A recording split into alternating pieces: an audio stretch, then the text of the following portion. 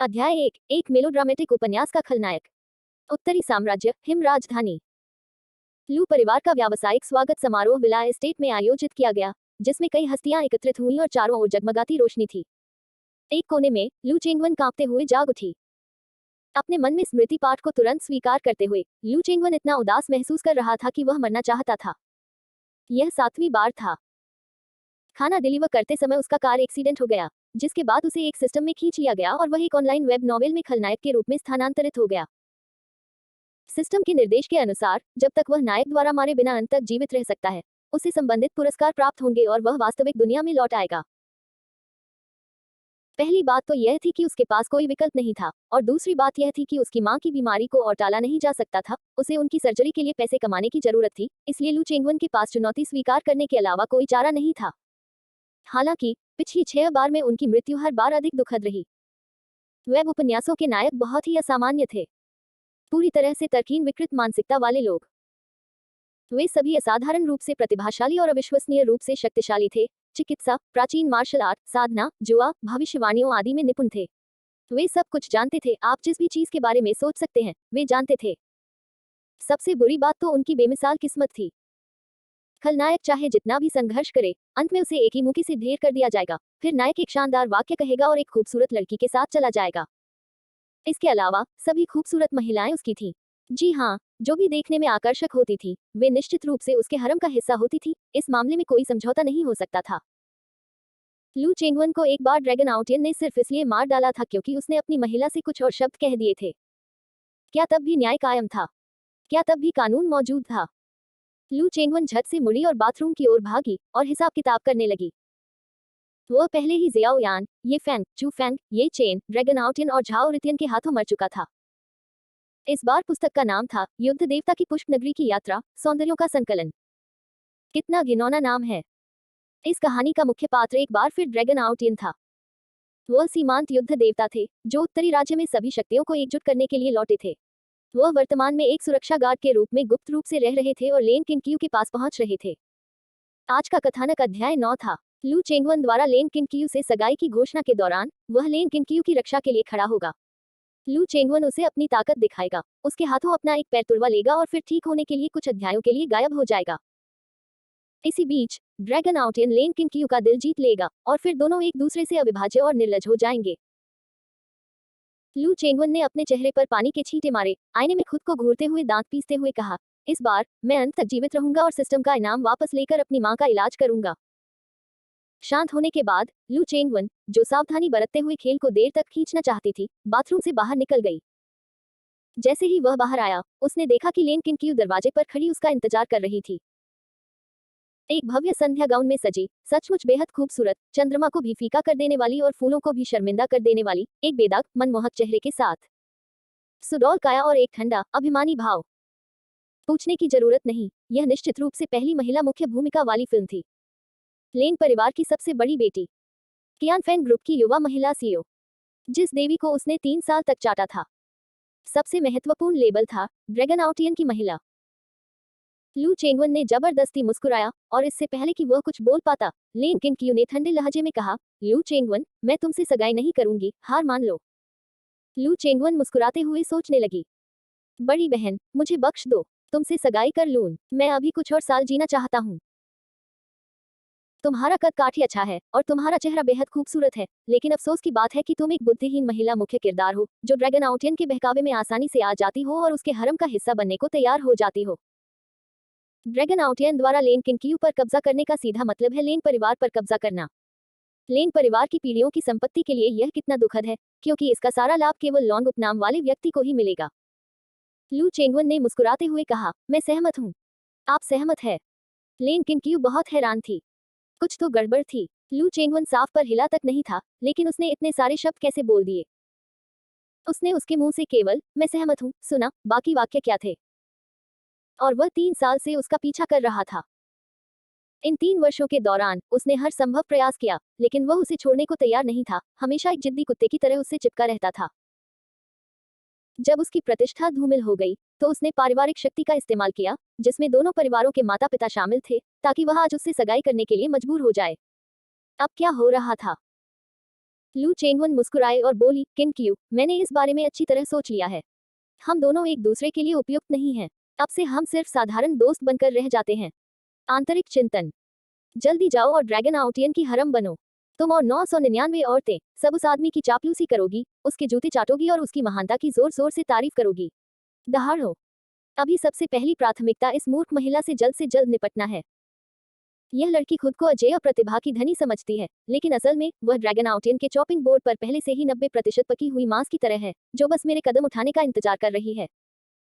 इस बार लेन किनकियू को पूरा यकीन था, वह लू चेंगवन के मन के विचार सुन सकती थी। क्या मैं किसी के जूते चाटने जा रहा हूँ? और एक पुरुष के साथ साथ 999 स्त्रियों की सेवा करना। लेन किनकियू कौन है? मैं खुद को इतना नीचा कैसे दिखा सकती हूँ? लू चेंगवन के कुत्ते जैसे दिमाग में आखिर चल क्या रहा था? रुको, ड्रैगन आउटियन, वही सुरक्षा गार्ड जिसे मैंने कुछ दिन पहले काम पर रखा था। मैं, लेन किनक्यू, उसका चापलूस बनने जा रहा हूँ। लेन किनक्यू का चेहरा तेजी से गुस्से से भर उठा। वह लू चेंगवन को घूर रही थी, मानो वह उस पर झपट कर उसे काट काट कर मार डालना चाहती हो। लू चेंगवन स्तब्ध रह गई और सोचने लगी, इस मूर्ख औरत को क्या हो गया है? मैं तो अब सगाई भी नहीं कर रहा, और तुम अब भी इतनी नाराज हो। लेकिन वो ड्रैगन आउटियन की प्रेमिका है, इसलिए मैं उसे बिल्कुल भी नाराज नहीं कर सकता।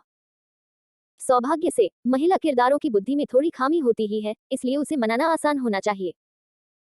उन्होंने झट से मुस्कुराते हुए कहा, चलिए बड़ों से बात करके स्पष्ट कर लेते हैं।